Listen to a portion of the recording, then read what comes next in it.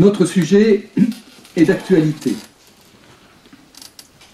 Je crois qu'il fallait du flair pour y penser, ou de la miséricorde, ou de l'empathie avec nos contemporains, parce que rarement la peur a été aussi présente dans notre société. Pierre nous en a évoqué, Marie aussi. Il ne s'agit donc pas d'une question intellectuelle,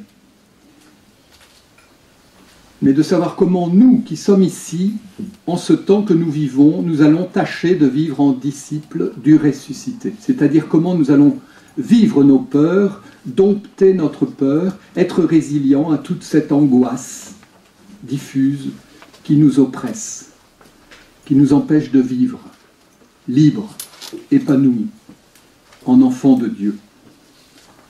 C'est un sujet d'actualité, mais c'est aussi un sujet permanent. La peur n'est pas seulement une affaire de notre temps. Le mot peur intervient 365 fois dans la Bible. Donc vous pouvez proposer une citation par jour. Et si vous voulez, vous pouvez ajouter des synonymes comme l'angoisse, la panique, la dépression, la douleur, le malheur. Et il y a parmi les figures de la Bible, les grandes figures de la Bible, des personnes qui ont vécu l'angoisse à en mourir.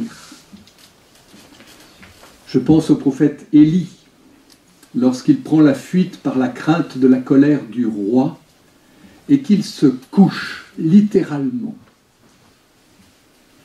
Il demande à Dieu de reprendre sa vie, c'est-à-dire qu'il désire mourir. Il n'en peut plus. Il est à bout. Il est mort de peur. Je pense aussi au prophète Jérémie et à toutes ces jérémiades qui se plaint parce qu'il ne peut être qu'un prophète de malheur. Et d'une certaine façon, dans le début de son exposé, Jean-Pierre était un prophète de malheur. Il nous disait, attention, on va dans le mur, on est dedans même. Hein, et c'est peut-être même trop tard. Et Jérémie en vient à maudire le jour de sa naissance. Il regrette non seulement d'être en vie, mais plus encore d'avoir vécu. Donc s'il y a des sommets dans la Bible, eh bien ce sont paradoxalement des sommets vers le bas. Des sommets de plaintes, de cris, de douleurs. Chrétiens, nous croyons au ressuscité, mais nous ne pouvons pas oublier la croix. Et dans notre dialogue avec le peuple juif, nous ne pouvons pas non plus oublier la Shoah. Il y a des moments qui correspondent, comme dit Jésus, à l'heure des ténèbres. Judas sortit, virgule, il faisait nuit. Point. C'est le moment où on ne peut plus rien faire, où l'on est englouti sous les immenses vagues du désespoir. Donc vous le voyez, sujet d'actualité, sujet permanent, parce qu'il nous faut affronter le réel. Et face à ce tableau de l'existence humaine, devant cette perception de l'histoire comme toute autre chose qu'une montée irrésistible du progrès, face au témoignage biblique de l'absence de Dieu ou de son retrait, de son abandon incompréhensible, eh bien, je n'ai pas de recette à vous proposer. Et je pense qu'une vraie théologie, une vraie spiritualité n'a rien à voir avec ce que proposait le New Age, qui d'ailleurs est passé de mode, ce qui est aussi assez significatif. La vraie spiritualité n'a rien à voir avec un monde bisounours, comme on dit aujourd'hui ironiquement. L'attitude du croyant authentique n'est pas celle de l'autruche qui se cache la tête dans le sable pour ne pas voir le danger. Il ne s'agit pas d'un déni, comme disait Jean-Pierre tout à l'heure. C'est de dévisager, d'affronter le réel tel qu'il est. Et je vous le disais, le sommet pour nous Le traumatisme des traumatismes, c'est le Golgotha. La foi au Christ crucifié, comme dit saint Paul, scandale pour les Juifs, folie pour les païens, fait éclater les baudruches d'un Dieu tout-puissant et protecteur. N'en déplaise à Freud, l'affirmation de la croix, le constat de la mort ignoble de l'innocent, nous libère de toute illusion sur les pouvoirs, qu'ils soient civils ou religieux, car Jésus est mis à mort par les gens bien, pas par les pécheurs, par les religieux. Cela nous libère aussi de toute illusion sur le fonctionnement de la foule, dans son unanimité, et aussi même, je dirais, sur l'illusion de la cohésion de la communauté des disciples. Il n'y a pas de refuge, pas de lieu protégé, que ce soit dans l'Église ou ailleurs. Et je dirais que, paradoxalement, l'Église est peut-être le lieu des affrontements les plus radicaux, absolus, et les plus cruels, peut-être aussi. Et nous pouvons le voir dans notre propre histoire de l'ordre des prêcheurs. Une fois ce contexte général précisé, nous pouvons nous demander au plan pratique comment l'Évangile maintenant, comment la bonne nouvelle de Jésus-Christ peut être entendue, proclamée aujourd'hui, comment elle peut nous guider dans les temps troublés que nous vivons. Alors ça va être ma première partie. Cette image dont je vous parlais, oui, si tu veux bien passer à la suivante, celle de la tempête. Et là, je vous montre un tableau de Rembrandt, où l'on voit le Christ qui dort. Donc c'est un théologumène. C'est un mot savant, mais vous êtes déjà bien au courant de ce qu'il signifie, car je suppose que vous lisez Catobel. Donc il y a quelques semaines, vous avez pu apprendre ce que c'est qu'un théologumène à propos de la virginité de Marie. Y en a-t-il qui l'ont vu? Non? Oui, bravo, il y a quelques bons élèves. Eh bien, cela veut dire que l'affirmation sous forme de récit d'une vérité théologique, d'une vérité de foi. Ça veut dire que la vérité de ce récit ne porte pas littéralement sur l'exactitude stricte de tous les points du récit. Elle va au-delà, cette vérité du récit. Il faut comprendre ce que parler veut dire. Ou comme dit le Concile Vatican II, il faut tenir compte des genres littéraires. C'est ainsi que quand on traduira dans la langue du futur, dans 5 siècles, l'exposé enregistré et écrit que je vous fais, et vos commentaires tout à l'heure, quand vous aurez dit que je volais trop haut, les gens penseront que je faisais de la lévitation. Donc vous avez parlé en forme d'image, et c'est cette image qu'il faut comprendre. Et bien justement, un théologumène permet d'éviter d'être abstrait. C'est-à-dire qu'il ne faut pas prendre au pied de la lettre de manière naïve et fondamentaliste. C'est le cas de la tempête apaisée. C'est aussi le cas du figuier desséché. Vous savez, ce figuier qui aurait dû être résilient et produire du fruit alors que ce n'était pas la saison. Ce n'est pas logique. Et puis voilà qu'on le retrouve desséché, mais peut-être que Jésus n'a pas été jusque-là. Enfin, on peut en discuter. Donc, deuxième partie, c'est la tempête apaisée. On y reste, attends. Et peut-être que je peux vous rappeler ce passage. Dans Marc, chapitre 4, versets 35 à 41. Jésus leur dit, passons sur l'autre rive. Et laissant la foule, il l'emmène comme il était dans la barque, et il y avait d'autres barques avec lui. Survient une forte bourrasque, et les vagues se jetaient dans la barque, de sorte que déjà elle se remplissait. Alors, je n'ai pas voulu vous montrer toutes, mais j'ai fait une enquête sur tous les tableaux de la tempête apaisée, et on en voit où il y a les apôtres qui essayent d'écoper, comme on dit, vous savez, de vider la barque. Ça remplissait. Et lui, il était à la poupe, dormant sur le coussin. Ils le réveillent et lui disent « Maître, tu ne te soucies pas de ce que nous périssons ?» S'étant réveillé, il menaça le vent et dit à la mer, « Silence, tais-toi !» Et le vent tomba et il se fit un grand calme. Puis il leur dit, « Pourquoi avez-vous peur ainsi? Comment n'avez-vous pas de foi ?» Alors ils furent saisis d'une grande crainte et ils se disaient les uns aux autres, « Qui est-il donc celui-là que même le vent et la mer lui obéissent ?» Alors quand nous entendons « Passons sur l'autre rive » ou bien que Jésus dort, ou bien qu'il se réveille, eh bien cela va au-delà de simplement une petite promenade en mer, une bonne sieste réparatrice. Et quand il s'agit de bourrasque, ce n'est pas seulement un coup de vent, qui arrive d'ailleurs chaque fois à la fin de la journée. Et quand la barque se remplit d'eau, c'est aussi un sens figuré que nous pouvons décrypter. Quand Marc, vous l'avez compris, évoque le sommeil de Jésus, il parle de sa mort. C'est la crise. Quand il parle de réveil, c'est le même mot en grec, c'est la résurrection. Et passer pour l'autre rive, c'est aussi un changement radical, analogue à celui de passer de la mort à la vie, ou de la partie juive à la partie païenne, enfin toutes sortes de choses de ce genre. Et c'est la barque de nos familles, de nos communautés, du monde, de la planète tout entière, qui est en train de sombrer.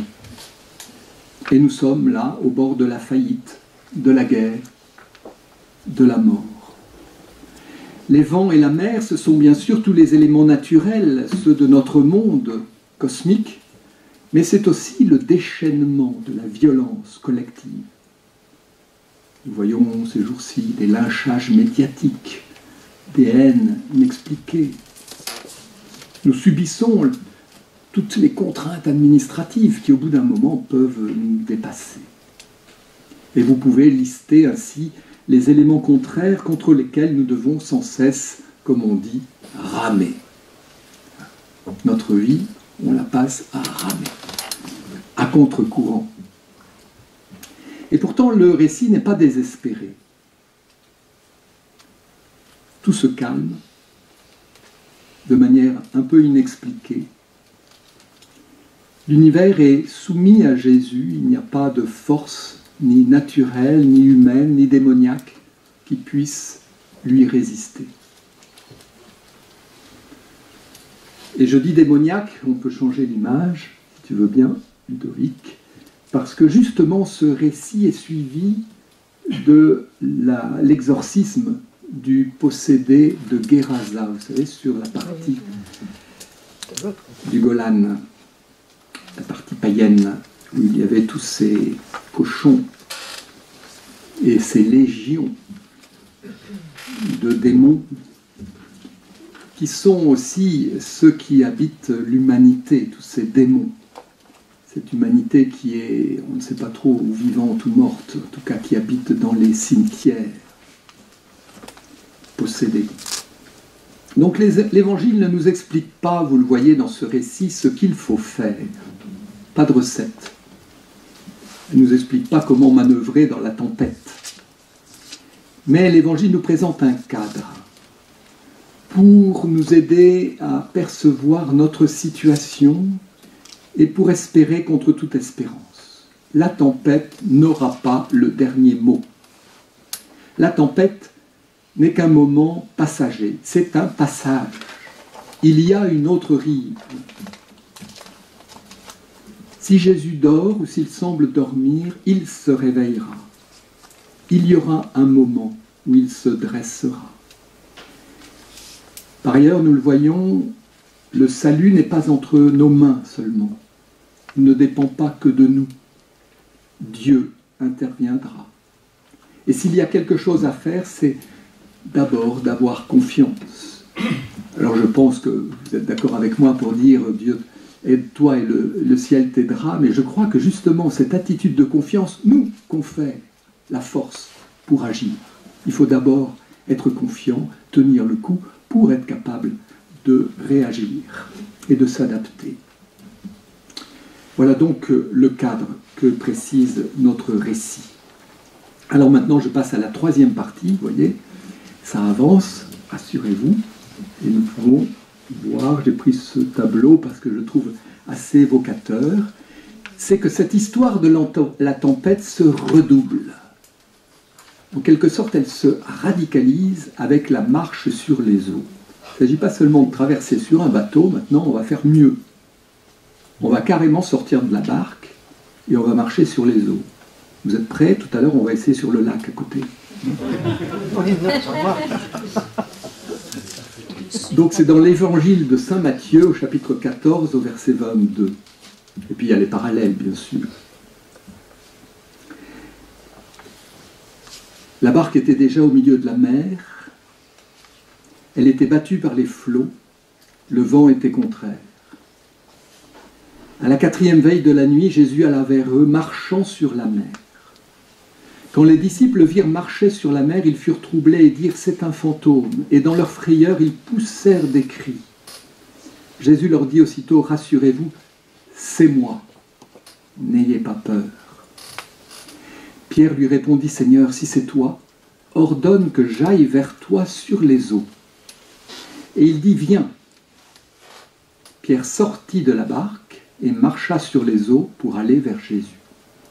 Mais voyant que le vent était fort, il eut peur. Et comme il commençait à enfoncer, il s'écria « Seigneur, sauve-moi » Aussitôt Jésus étendit la main, le saisit et lui dit « Homme de peu de foi, pourquoi as-tu douté ?» Et ils montèrent dans la barque et le vent cessa. Ceux qui étaient dans la barque vinrent se prosterner devant Jésus et dirent « Tu es véritablement le Fils de Dieu ». Donc vous l'avez perçu, d'abord le sens littéral, la tempête, mais Jésus ne dort pas, là il marche sur les eaux, il n'est pas loin, mais il est ailleurs. Et Pierre s'élance vers Jésus sur les eaux, mais parce que le vent souffle fort, parce qu'il prend peur, il se met à couler. Il est incapable de marcher seul, il va se noyer, et il crie. Et je trouve c'est intéressant de voir qu'on ne lui reproche pas de crier. Donc on peut peut-être crier aussi. On ne lui reproche pas de prier non plus. On lui reproche seulement d'avoir peur. Mais nous voyons la charge symbolique de ces récits, qui sont différents et complémentaires. La tempête, la nuit, le vent, l'eau, un fantôme. Je trouve qu'il ne manque qu'une chose, c'est le froid. Imaginez que ça se passe sur la mer du Nord. On a toujours froid en mer. Alors interprétons, décryptons, relisons. Le Jésus ici dont il s'agit, qui marche sur les eaux, c'est clairement le ressuscité. Il n'a pas le même rapport aux éléments naturels que les disciples. Il n'est plus conditionné par les lois scientifiques qui nous affectent nous. Il ne subit pas la pesanteur. C'est le Seigneur de l'histoire qui passe sur les vagues du temps, comme on le voit sur certains sarcophages de l'Antiquité. L'Église, la barque, elle est toujours à contre-temps, affrontée au vent contraire. Mais le ressuscité l'accompagne, autrement, mais pas loin. Il y a communication entre lui et nous. Nous ne pouvons pas le toucher, ni l'entendre directement, mais lui, il nous entend crier. Et dans la foi, nous percevons sa présence. Et puis, quand le Christ et l'Église, quand Jésus ressuscité monte dans la barque, eh bien, les deux se rejoignent, et c'est la fin des temps, la fin de la traversée. Dans l'évangile de Marc, on dit, au moment où il monte dans la barque, il touche terre. Et là, le vent cesse, vous voyez, dans la version que j'ai lue. Alors maintenant, parlons de Pierre. On voit que Pierre sort de la barque. C'est assez intéressant. Imaginez un pape qui quitte l'église. Hein? On détache la locomotive, enfin encore que Pierre n'est pas nécessairement la locomotive, ça peut être aussi celui qui se fait traîner. Mais enfin bref, vous pourrez interpréter tout cela comme vous voudrez. En tout cas, il se risque tout seul. Il anticipe une condition nouvelle de ressusciter. Je pose la question. Je ne sais pas. Est-ce qu'il symbolise le disciple qui se lance à la rencontre de Jésus avec impatience et qui veut vivre autrement cette vie humaine que nous connaissons. Un disciple qui tient par le haut. Un disciple qui se fait léger, qui ne se préoccupe pas d'abord des soutiens, des sécurités, ou comme M. Trompe, de l'armée, des forces de sécurité. Voilà. De l'économie, de tout ce que vous voudrez. Il ne s'assure pas d'abord de ce qui est fiable, solide, pour assurer ses pas. Voilà quelqu'un donc qui vit la précarité, la simplicité, la liberté, l'amour, au point de ne plus vivre pour lui-même, ni par lui-même, mais en étant totalement donné. Et je trouve très intéressant que Jésus ne refuse pas cette initiative. Il ne dit pas à Pierre, écoute, non, on reste au chaud. Hein. Il lui dit, viens. Et j'aime méditer ce théologoumène de la marche sur les eaux, parce que j'ai essayé, j'ai jamais réussi à marcher sur les eaux, enfin concrètement, donc j'imagine que c'est une image, ou alors c'est pas intéressant, puisqu'on ne peut pas le reproduire. Je trouve que cela nous parle de nous. Et on pourrait relire même notre résilience de dominicains en Belgique Sud et se demander comment ce couvent est apparu.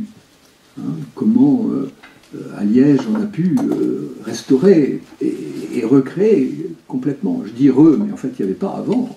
Hein, et aussi à Bruxelles, retransformer tous les bâtiments et donner une autre dynamique à notre communauté. Donc ce récit nous montre comment nous pouvons nous élancer avec des projets sans nécessairement avoir tous les moyens pour réaliser ces projets avant même de commencer.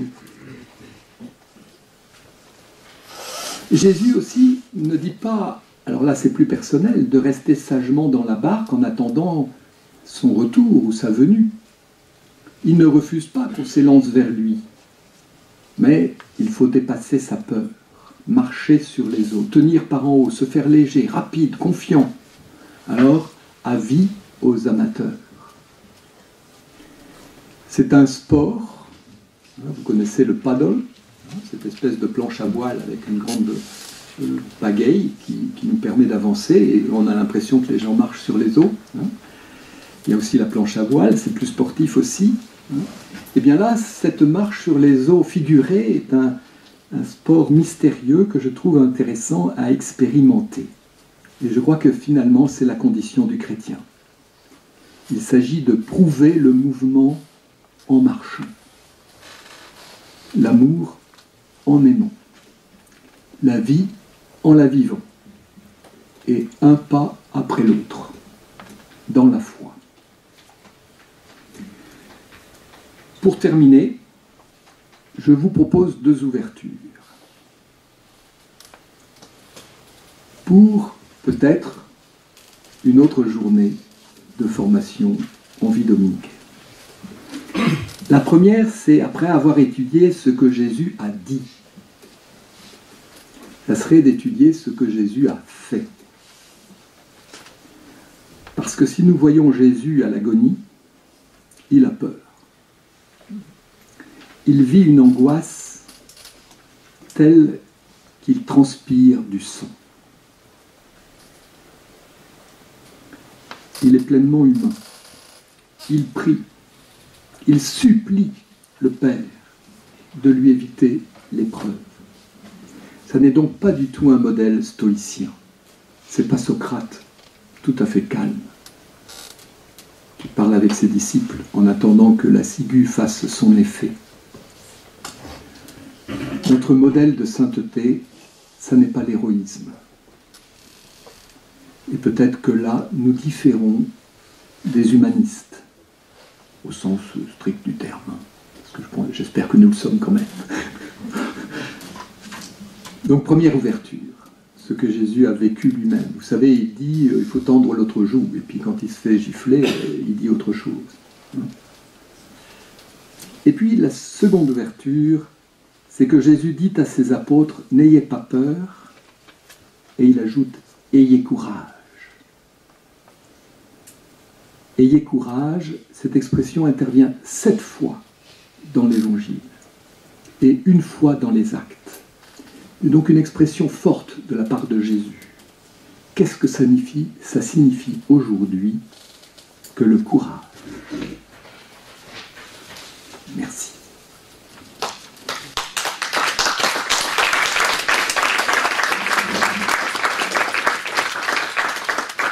Vraiment dû manger.